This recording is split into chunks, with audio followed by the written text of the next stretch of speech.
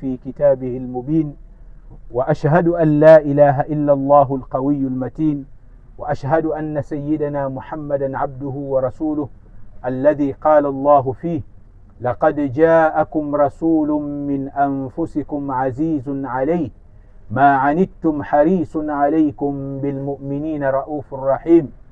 اللهم صل وسلم على سيدنا محمد وآله وصحبه الذين طابت نفوسهم وصفت قلوبهم فكانوا هم السادة المنصورين، وتعاونوا على البر والتقوى فكانوا هم المفلحين. أما بعد، السلام عليكم ورحمة الله وبركاته. قال الله تعالى في محكم كتابه التنزيل: أعوذ بالله من الشيطان الرجيم: وسارعوا إلى مغفرة من ربكم وجنة عرضها كعرض السماء والأرض أعدت للمتقين الذين ينفقون في السراء والضراء والكاظمين الغيظ والعافين عن الناس والله يحب المحسنين. وقال أيضا: ومن أحسن قولا ممن دعا إلى الله وعمل صالحا وقال إنني من المسلمين. ولا تستوي الحسنة ولا السيئة ادفع بالتي هي أحسن فإذا الذي بينك وبينه عداوة كأنه ولي حميم وما يلقاها إلا الذين صبروا وما يلقاها إلا ذو حظ عظيم.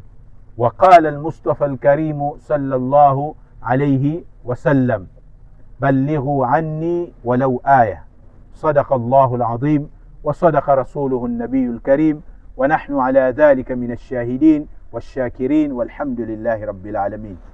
Wasikilizaji watukufu mnaotusikiliza sehemu mbalimbali kwa ujumla, na vile vile Waislamu hasa ambao huwa wanafuatilia darasa hizi ambazo baadhi ya misimu huwa zinajitokeza na baadhi ya misimu kidogo inakuwa kuna ishtighali nyingine, lakini neno la Mwenyezi Mungu linatakiwa liwe juu.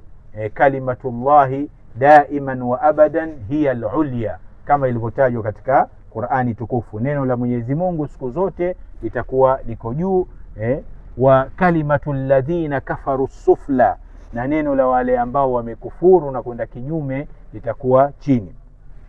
Wasikilizaji na Waislamu kwa ujumla, hadha in dalla ala shay'in yadullu ala azamati hadhihi al-layla ala wa hiya laylatun nisfi min Sha'bana.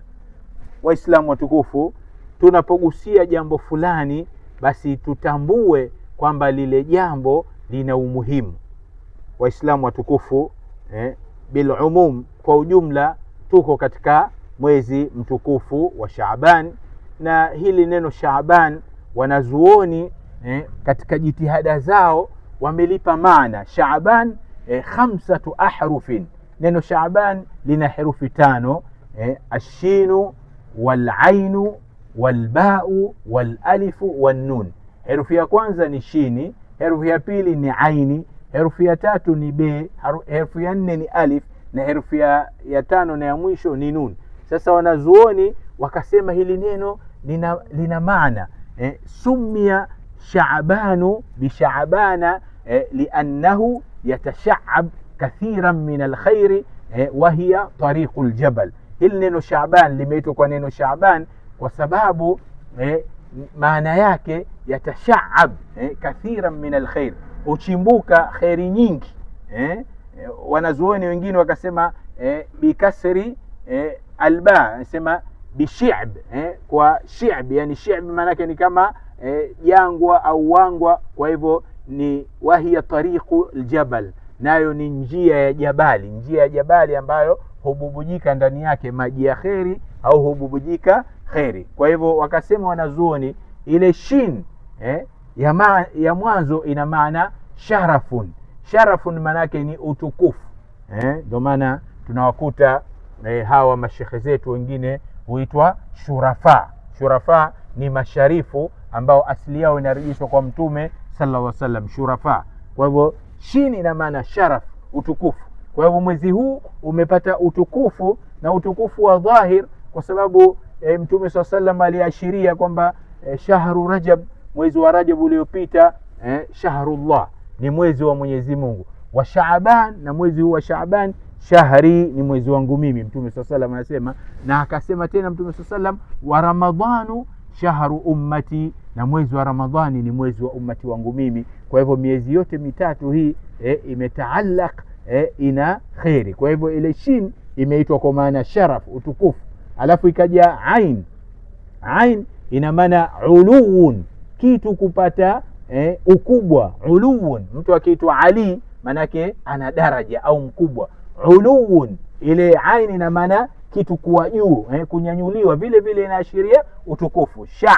Alafu ikaja be ina maana birrun, wema, na asli ya neno birrun inakusudia birrullah, kama ilivyokuja katika Qur'an, laysa albirra an tuwallu wujuhakum qibala almashriqi, si wema mkaelekeza nyuso zenu upande wa mashariki, wal maghribi, au upande wa magharibi, walakinna albirra man amana billah, wema ni kwa yule aliyomwamini Mwenyezi Mungu, wal yawmil akhir, akaamini siku ya mwisho, wal malaikata, akaamini malaika, wan nabiyin, na manabii, wa ata al mala ala hubbihi dhawil qurba ila akhir al aya, na akatoa mali kwa wale jamaa zake wa karibu mpaka kumaliza kwa aya. Kwa hivyo hapa tukaonyeshwa kwamba hili neno Shaaban linaashiria wema. Be imekuja birrullah, wema wa Mwenyezi Mungu. Na katika moja katika matokeo ambayo yametokezea katika mwezi huu mtukufu wa Shaaban, inasemekana katika mwezi 17 wa Shaaban, leo tuko katika mwezi 14 kuamkia mwezi 15. Huu ni usiku muhimu mno. Wanazuoni wameupa usiku huu wa nisfu Shaaban majina mengi. Moja miongoni mwa majina yake wamesema Lailatul Maghfira, usiku wa msamaha, usiku wa msamaha. Kuna kijana mmoja mara nyingi humpigia mfano, tukirudi katika kitabu cha Imamu Ghazali, Mukashafatul Qulubi al-Muqarrab ila hadarati allami al-ghuyub, kijana huyu mara nyingi humsema katika kitabu hichi, aliitwa Utbah ibn al-Ghulam. Utbah ibn al-Ghulam alifanya makosa mengi. Kwa hivyo baada ya kufanya makosa mengi alihudhuria katika darsa ya Sheikh Hassan al-Basri. Basi Sheikh Hassan al-Basri alikuwa anachambua mno katika darsa yake. Alifika katika aya, alam ya'ni lilladhina amanu, haukufika wakati kwa wale walioamini, an takhsha qulubuhum, zikanyenyekea nyoyo zao, bidhikrillahi, kwa utaji wa Mwenyezi Mungu, wama nazala minal haqqi, ni alioteremshwa katika haki. Kwa hivyo usiku huu inatakiwa watu wajikite katika ucha Mungu, kusoma Qur'ani sana, kusali tahajjudi, kusali witri, kufanya adhkari tofauti, ili mradi mtu ajitupe kwa Mola wake, kwa sababu imekuja athar kutokana na Sayyidina Ali karramallahu wajhahu wa radhiyallahu anhu, yamesema idha jaa lailatun nisfi min Shaabana, utakapofika usiku wa nusu ya Shaaban, faqumu lailaha, simameni usiku wake kwa kufanya ibada. Usiku wenyewe ndio huu. Kwa tarehe zetu leo tarehe 3 mwezi wa pili, Februari 2026, kwa tarehe zetu hapa tunasema Tanzania, Afrika Mashariki, au bil khususi Zinjibar. Kwa hivyo idha jaa lailatun nisfi min Shaabana, utakapokuja usiku wa nusu ya Shaaban, faqumu lailaha, simameni usiku wake. Haina maana kwamba mtu asimame namna hii tu kwamba ndo faqumu lailaha, kama labda tunavyoambiwa Maka kule katika Arafa kwamba qiyamu bi Arafa. Mtu asidhanie kwamba kusimama Arafa kwamba ile Arafa ndo mtu anasimama hivi tena kutwa. Alqiyamu bi Arafa inakusudiwa alhudhuru walwujudu bi Arafa, kuhudhuria na kuwepo pale katika Arafa, hata kama mtu atakuwa amelala, hata mtu atakuwa amekaa, hata mtu atakuwa amekaa, amelala ubavu, amelala chali, amekaa mkao ambao wa heshima, basi yakishahudhuria pale Arafa. Sasa hii faqumu lailaha haina maana kusimama tu hivi, lakini nakusudiwa as-sala, mtu asimame kwa ajili ya sala, kama qiyamul layli au at-tahajjudi au al-witri au at-tasbihi. Sala yoyote ambayo nahisi hii nitajikurubisha kwa Mola wangu, basi aifanye. faqumu laylaha, simameni usiku wake, wasumu naharaha, na mfunge mchana wake, yani mchana wa kesho. Fa inna Allah ta'ala, kwani Mwenyezi Mungu mtukufu, yanzilu fiha, huteremka katika usiku huo. Sasa uteremkaji wa Mwenyezi Mungu, Waislamu, sisi Mwenyezi Mungu hatumpigii mifano anateremka namna gani. Anapoteremka mwenyewe anajijua yeye mwenyewe, lakini amesema anateremka, basi anateremka. Fa inna Allah ta'ala yanzilu fiha lighurubi shamsi, Mwenyezi Mungu huteremka wakati linapokuchwa jua. Akasema maneno, ina maana haya maneno asili yake ni katika hadithul qudusi aljalil, mfano wake ndio mtume akaleta katika hadithi nabawi. Fa inna Allah ta'ala yanzilu fiha lighurubi shamsi fayunadi wa yaqul, Mwenyezi Mungu huwa anaita na anasema ala min mustaghfirin, je, wapo katika waja wangu wanaotaka kustaghfiru. Na sisi tuna madhambi mengi Waislamu. Idha kunta taghdu fi dhunubi jalida, ewe Muislam ukiwa umetopea katika madhambi. Nilikuwa napita hapa na Sheikh Muhammad, huyu rafiki yangu sana Alhabib, tunapita katika maeneo ya mjini haya, basi tunaona hizi sokomoko zilokuwepo, hatari zilokuwepo, mambo yanayofanywa katika miji yetu sasa hivi imekuwa kama yale maneno ya Imam Shafi yamesibu, taghayyaratil biladu wa man alaiha, imebadilika miji na waliomo katika miji yenyewe, kaanna unasaha laysu binasi, imekuwa watu wake sasa hivi kama si watu. Falaula albahaimu lama umtira, lau ingekuwa si wanyama basi Mwenyezi Mungu asingeleta mvua. Au falaula at-tiflu, falaula al-atfalu wash-shuyukh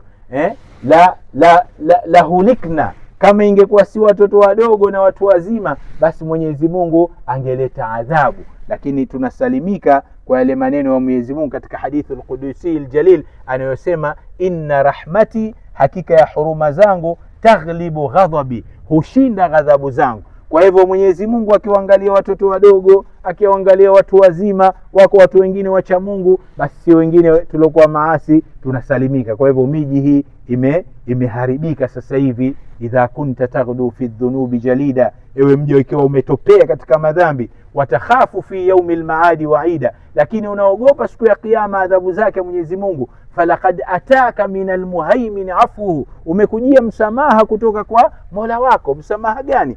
Mtume sallam hajapata kuonekanwa, manake aliulizwa siku moja na yuko sahaba, ya Rasulullah, ma raaituka tasumu shahran ma tasumu min Shaabana, sikupatapo kuona ukifunga mwezi kuliko ukifunga katika mwezi wa Shaaban. Kana Rasulullah sallam yasumu fi Shaabana hatta naqula au hatta naqul la yuftir, tunasema mtume alikuwa anafunga katika mwezi wa Shaaban mpaka tunasema haftari.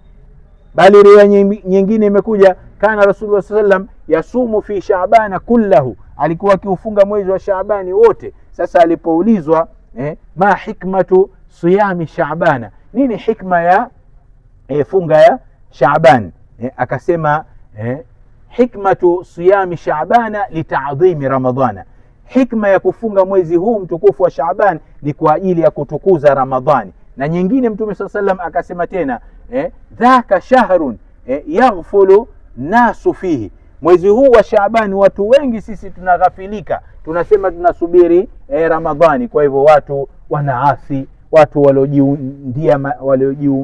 waliojiundia majina mbalimbali, wakasema kuna kitu kinaitwa vunja jungu. Vunja jungu yani watu wanaanza kuyapanga maasi, siku 3 sisi tutakwenda day out, tutachukua ulevi, tutachukua wanawake, tutachukua haya na yale. Kwa hivyo watu wanayafanya haya, ndio wanasema kwamba sisi tunamalizia miezi hii ili tuingie katika Ramadhani. Sasa wewe nyumbani kwako anakuja mgeni mtukufu, utamkaribisha kwa maudhi?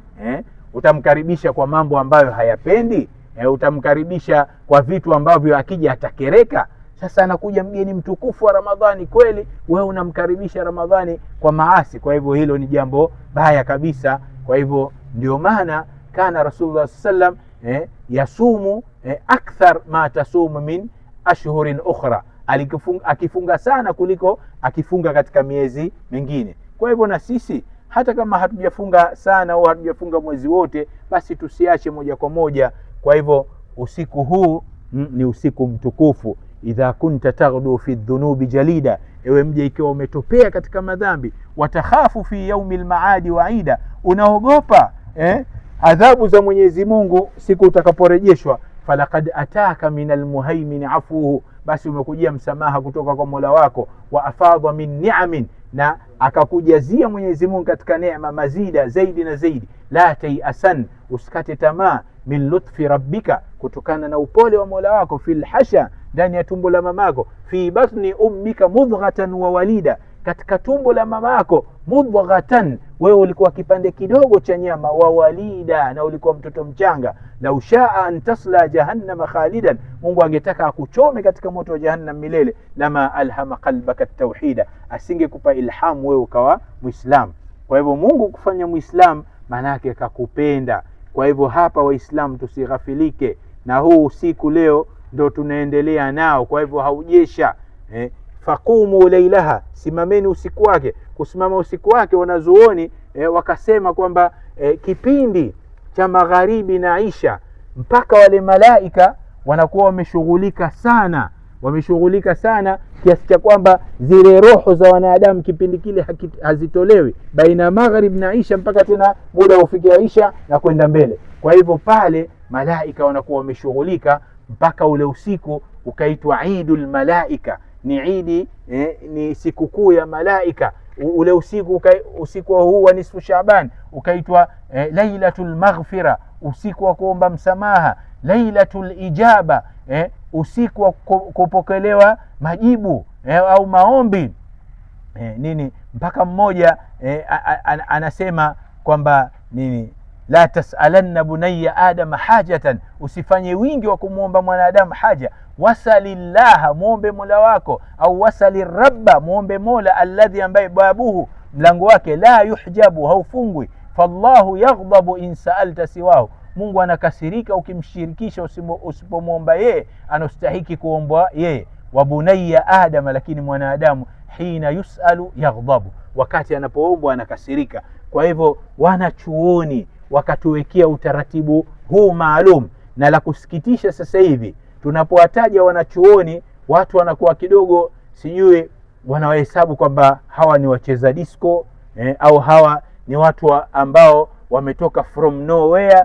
Wanachuoni hawa ni scholars, unasu alladhina arafu Allah wallahu arafahum, watu ambao wamemtambua Mwenyezi Mungu na Mungu akawatambua. Leo unapomsikia Sayyid Ahmad bin Sumait au Sayyid Umar bin Sumait, hawa ni watu wakubwa kabisa, ni shurafa masharifu, alafu al-arifuna billah, watu waliomtambua Mwenyezi Mungu kikweli kweli. Mtu ambaye kaweka hii salatu naria, Allahumma salli salatan kamilatan wa sallim salaman tamma ila akhirih, kaifia kumsalia mtume 1444, akasema leteni kwa mfumo huu, au 1444 kwa utaratibu kama huu, au 44. Huu ni utaratibu ambao wameweka watu wakubwa ambao wao walikuwa wakipeleka maombi yao kwa Mwenyezi Mungu wanakubaliwa. Leo watu kama hawa watokezee watu ambao hawamjui Mungu, wawaporomoshe au wawatie illa. Ndio yale maneno waliwasema wanazuoni, sayati ala zamani, utakuja wakati al-akhiruna yasubuna al-awwalina, sisi wa mwisho tutawatukana wa mwanzo, yani yasubbu akhiruhum awwalahum, sisi wa mwisho tutawatukana wa mwanzo, tutasema walikuwa mabakhili, wanaficha ilmu na hivi. Kumbe sisi ndo hatujamjua Mungu na sisi ndo tuna makosa. Nuibu zamanana wal aibu fina, tunaupiga, tunatia aibu, tunatia kasoro wakati wetu, hali ya kuwa aibu tunazo sisi wenyewe. Wa mali zamani aibun siwana, wakati huu hauna kasoro isipokuwa kasoro zipo sisi. Nuibu zamanana min ghairi jurmin au min ghairi dhanbin, tunaupiga vita wakati wetu bila makosa yote. Walau nataka zamanu bina lahajana, lau huu wakati ungezungumza ungetusuta, ungetuambia kwamba sisi ndo wabaya. Inna Allaha la yughayyiru ma biqaumin hatta yughayyiru ma bi anfusihim, Mwenyezi Mungu habadilishi alikuwa kwa watu. Kama walikuwa na neema, basi hatuondosha neema zao mpaka wabadilishe wao wenyewe. Kwa hivyo sasa hivi sisi tukitaka tusitake, maasi, liwati, fahisha, zina na mambo mabaya yamekithiri katika miji, yamekuwa mengi. Ndio maana tunaharibikiwa, ndio maana imekuwa hapana amani katika miji, imekuwa maradhi mengi, mashaka mengi. Turudi kwa Mwenyezi Mungu Subhanahu wa Ta'ala, na kurudi ndio katika mambo kama hayo. Ilikuwa zamani pengine ukipita kila msikiti inasomwa dua ya nisfu Shaaban, ukipita kila nyumba inasomwa nisfu Shaaban, dua ya nisfu Shaaban. Lakini sasa hivi watu hawapo, na mbaya zaidi wametokezea miongoni mwetu, wanapiga vita, wanawakufurisha watu, wanasema hamna dua ya nisfu Shaaban, dua hii ni bid'a, mtume hakufanya, masahaba hakufanya. Sasa hiyo si hoja iliyokuwa katika Qur'ani. Je, hili jambo linafaa au halifai? Hiyo ndiyo hoja, sio kusema kwamba hajalifanya mtume au hajalifanya sahaba. Hoja, hili jambo linafaa au halifai. Katika Qur'ani Mwenyezi Mungu kishatuambia kwamba waqala rabbukum ud'uni astajib lakum, amesema Mola wenu niombeni nitakupeni. Kwa hivyo wewe ukiomba Jumatatu, Jumanne, ukiomba nisfu Shaabani, ukiomba usiku wa Lailatul Qadri, siku yoyote utakayoomba, ili mradi we huombi maangamizi, unaomba jambo la kheri. Kwa hivyo hadha indallat ala shay'in, unapohusishwa usiku huu katika jambo, tadullu ala adhamatiha, unafahamisha juu ya utukufu wake. Kwa hivyo huu utukufu wake inatakiwa tuuthamini. Ndio maana ukaitwa majina kama haya: Lailatul Ijaba, usiku wa kupokewa maombi; Lailatul Maghfira, usiku wa msamaha; Qasmatur Rizqi, kukasimiwa kwa riziki au kugaiwa kwa riziki, mpaka riziki zinapangwa katika usiku huu. Mpaka Mtume SAW sallam akasema tuqta'ul ajalu min Shaabana ila Shaaban, hupangwa ratiba za waja, hupangwa maisha ya waja, yani huyu ataishi muda huu mpaka huu, min Shaabana ila Shaaban, kutoka Shaabani moja mpaka Shaabani nyingine. Kama tunavyoona watu wanapanga bajeti zao za kidunia, hawa wanapanga mwezi wa 6 mpaka mwezi wa 6, hawa sijui mwezi wa 9 mpaka mwezi wa 9. Basi na Mwenyezi Mungu yeye ndo alivyojalia hivi, wa atainahu min kulli shay'in sababa, kila kitu tumekileta na sababu yake. Kajalia kwamba sababu ya kupangwa riziki za waja, umri wao waja, maisha yao, tunasema maqadirullah, yale anoyapitisha Mwenyezi Mungu, basi hupitishwa katika usiku huu na katika mwezi huu wa Shaaban. Hatta yuladu rajulu, mpaka mtu huzaliwa, wayankihu, mpaka anafikia kuoa, waqad khurija ismuhu ala almauta au ukhrija ismuhu ala almauta, na wakati mwingine hutolewa jina lake katika wafu, kwamba labda huyo Mwenyezi Mungu alimpangia afe, lakini Mwenyezi Mungu akamwona mja wake huyo anazidi kumuomba dua, anazidi kukithirisha mambo ya kheri, basi anazidi kuwafanyia wema wazee wake. Anasema Mwenyezi Mungu, basi mja wangu nampa bonus, nampa nyongeza kidogo. Na hiyo sio ajabu kwetu sisi binadamu. Mwenyezi Mungu kumrefushia mja wake umri, hilo si jambo la ajabu, ni jambo la kawaida kwake. Kwetu sisi binadamu ni geni, lakini kwa Mwenyezi Mungu si ajabu hata kidogo. Ndio maana Mtume SAW akasema khairun nasi, mbora watu, man tala umruhu, yule aliyerefushiwa umri wake, wa hasuna amaluhu, amali yake ikawa njema, wa sharrun nasi, na shari wa watu, mbaya watu, man tala umruhu, umri wake ukawa mrefu, wa saa amalu, amali yake ikawa mbaya. As-saadatu kullu saadati, mafanikio ni kila mafanikio, tulul umri, kurefushiwa umri, fi taati llah, katika kumtii Mwenyezi Mungu Subhanahu wa Ta'ala. Kwa hivyo Waislamu watukufu, hasa na wasikilizaji, usiku huu yule mtu ambaye Muislamu kawahi kusoma ile dua ya nisfu Shaaban, ambayo tunasoma surata Yasin ya kwanza, biniyati tulil umri wa husnil amal. Ukimaliza kuisoma unaisoma ile dua, Allahumma ya dhal manni wa la yamunnu alayhi, ya dhal jalali wal ikram, ya dhal tawli wal in'am, la ilaha illa anta dhahara allajin wa jara almustajirin wa ya amana alkhaifin. Allahumma in kunta katabtani indaka fi ummi alkitabi shaqiyan au mahruman au matrudan au muqtarran alayya fi الرزق famhu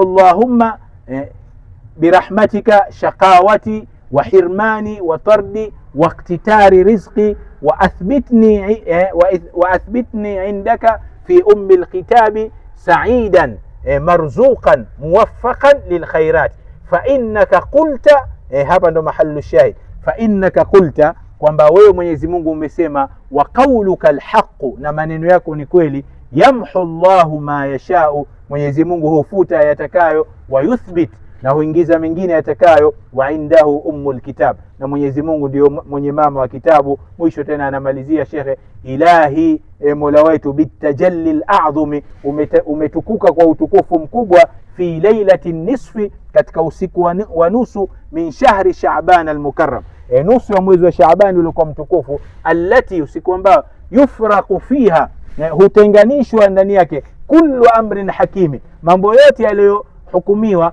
wa yubramu, yakapangwa tena upya kwa idhini yake Mwenyezi Mungu, antakshifa anna, utuondolee sisi Mwenyezi Mungu, minal balai, katika mabala, ma na'lamu, tunayajua, wa ma la na'lam, na tusiyajua, wa ma anta bihi a'lam, na wewe Mwenyezi Mungu unajua zaidi, innaka antal a'azzul akram, wewe Mwenyezi Mungu ni mwenye nguvu na mtukufu, na kila khairi ziko kwako wewe. Kwa hivyo ukimaliza kusoma surati Yasin ya kwanza, unasoma dua hii, biniyati husni tuli al-umri wa husni al-amal, halafu unarejea tena kusoma Yasin biniyati daf'i al-bala, kwa nia kuondoshwa mabala, wal asqami, na maradhi mabaya baya, wal ilali, na mambo ya matatizo, wasihri, na uchawi, wal hiqdi, na hiqdi, wal hasadi, na hasadi, wasihri, na uchawi, washaitan, na shaitani, wal adawa, na wa kulla sharri, na kila shari, ma na'lam, tunayojua, wa ma la na'lam, na tusiyojua. Ukimaliza unasoma dua tena,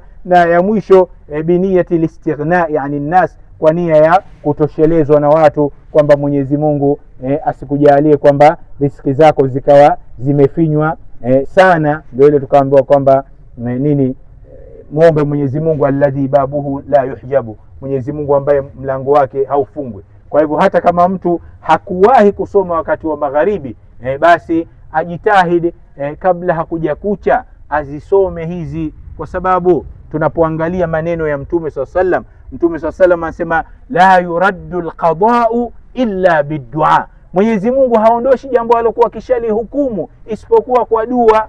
Haondoshi jambo ambalo kishalipitisha isipokuwa kwa dua. Kwa hivyo Mwenyezi Mungu anatuangalia waja wake, je, tutamuomba? Waqala rabbukum ud'uni astajib lakum. Hii ndio ninayosema kwamba ni ushahidi wa Qur'ani kwamba sisi hatujafungwa kwamba uombe siku fulani. Wewe siku ambayo utakapopata muda na jambo ukiambiwa litukufu, basi ni tukufu hilo. Al-adhimu huwa al-adhimu haithu ma wujida.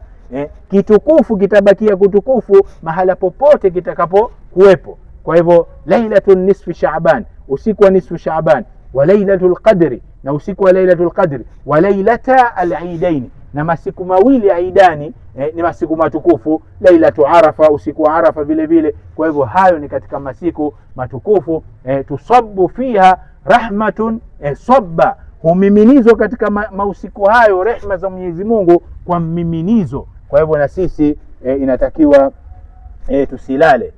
Yalladhi ma kaffahu dhanba fi rajaba hatta asa rabbahu fi shahri sha'bana laqad adallaka shahru as-sawm ba'dahuma fala tusayyiruhu aidan shahra isyana watlu al-Qur'ana wasabbih fihi mujtahidan fa innahu shahru tasbihin wa Qur'anin kam arafta mimman sama fi salafin min bayni ahlin wa jiranin wa ikhwanin afnahumul mautu wastabqaka ba'dahum hayyan fama aqrabul qasi min ad-dan. Mmoja katika watu wa hikma anasema yalladhi ma kaffahu dhanba fi rajaba, ewe ambaye hukutoshelezwa na madhambi katika mwezi wa Rajabu. Mwezi wa Rajabu ulimuasi Mwenyezi Mungu hatta asa rabbaka, yalladhi ma kaffahu dhanba fi rajaba hatta asa rabbahu fi shahri Sha'bana, mpaka ukaendelea kumuasi Mola wako katika mwezi huu wa Shaabani tulikuwa nao. Basi sasa hivi laqad adallaka shahru as-sawmi ba'dahuma, unakukabili sasa mwezi wa funga baada ya miwili hiyo. Tumebakiwa na wiki mbili tu, haiko mbali. Likulli atin qarib, siku zote linalokuja liko karibu. Kwa hivyo laqad adallaka shahru sawmi ba'dahuma, umekabiliwa sasa na mwezi wa funga baada ya miwili hii inayomaliza. Fala tusayiruhu, ewe muislamu au ewe mwanadamu kwa ujumla, fala tusayiruhu, usije ukaugeuza mwezi wa Ramadhani unaokuja shahra isyana, vile vile kuwa ni mwezi wa maasi. Watlul Qur'ana, na isome Qur'ani sana. Mazoezi tuanze sasa hivi katika huu mwezi wa Shaaban. Watlul Qur'ana, na isome Qur'ani sana. Wasabbih fihi mujtahidan, na lete tasbihi kwa wingi.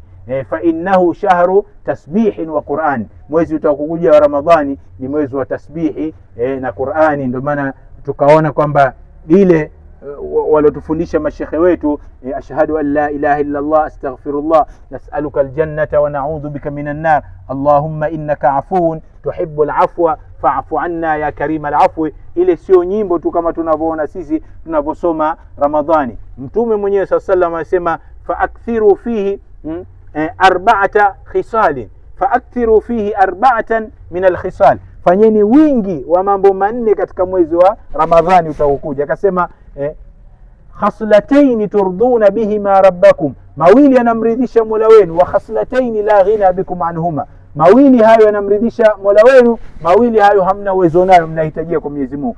Fa amma alkhaslatani allatani la ghina turduna bihima rabbakum, ama mawili ambayo yanamridhisha Mwenyezi Mungu, fa shahadatu an la ilaha illa Allah wa tastaghfiruna, vile mkisema ashhadu an la ilaha illa Allah astaghfirullah, basi Mwenyezi Mungu anapenda sana. Wa amma alkhaslatani, na ama mawili allatani ambayo la ghina bikum anhuma, hamna uwezo nayo na mnahitaji kwa Mwenyezi Mungu, fatasaluna Allah aljannata, na muomba Mwenyezi Mungu pepo, wa ta'udhuna bihi minan nar, na mnajikinga kwake kwa moto. Ndio ile kusema ashhadu an la ilaha illa Allah astaghfirullah, haya Mwenyezi Mungu anapenda sana. Nas'aluka aljannata, tunakuomba pepo. Wa na'udhu bika minan nar, tunajikinga kwako na moto. Hayo ni kwetu sisi kwamba tunamuomba Mwenyezi Mungu subhanahu wa ta'ala. Kwa hivyo tujitahidini sana, watlul Qur'ana wasabbih fihi mujtahidan fa innahu shahru tasbihin wa Qur'anin.